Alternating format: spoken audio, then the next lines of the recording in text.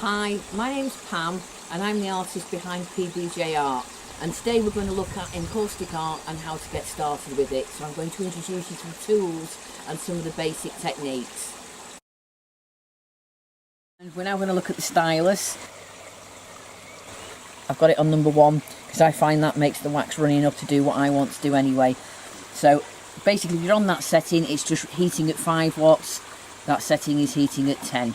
Okay, so if you look closely, you can see, I'm just going to use any colour for now, these little holes are what the stylus has done. Put them in and you can see it's drawing the wax up into that gap. Okay, lift and then go back to your paper and you can write with it. You can have grasses, and as you can see it'll do quite a lot just with one filling. This is where you can make your little birdies in the sky for your pictures. If you turn it slightly more on its edge, the wax will come out less.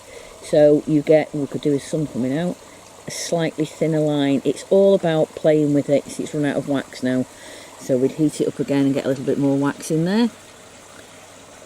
And as I say, you can use this for doing just about anything. It will draw. You can write with it. You can do your grasses, you can go over stuff as well. So let's say we've looked at that, we've got that piece. Let's just say I want to give it a few highlights. So if I go for say a yellow, just clean that up a little bit, just let it draw the wax out. And then we can melt some yellow.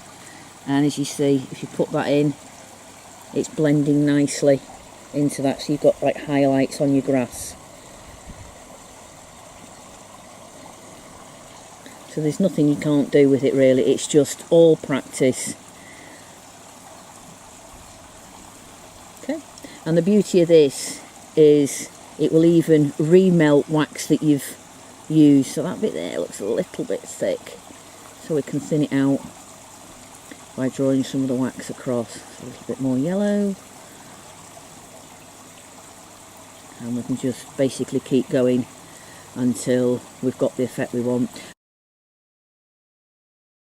So we've looked at the iron and we've looked at the stylus and some of the marks that we can actually make with it and how we can use them. So I'm just going to look at this one that I did the other day just to show you. As we did on the original one with the iron, you can see how I've created the sky, and basically I've blended that. I've ended up with some really nice little blobs here and they've just happened.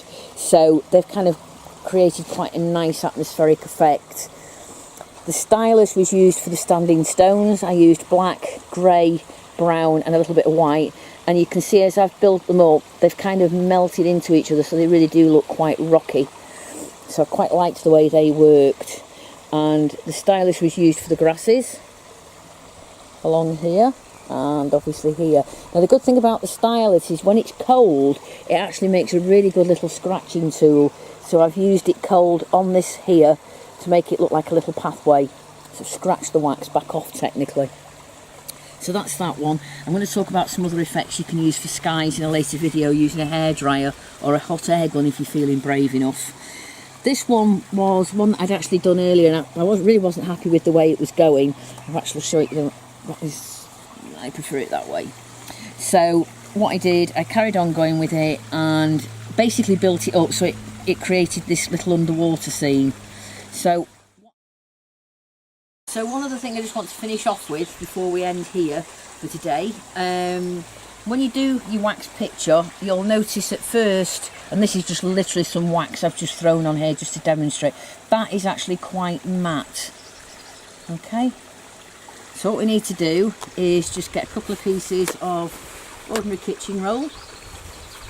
Okay, it's not got anything on it, you don't need anything on it at all. And basically if we just go over, you can see already lifts the colours because it puts that lovely sheen on.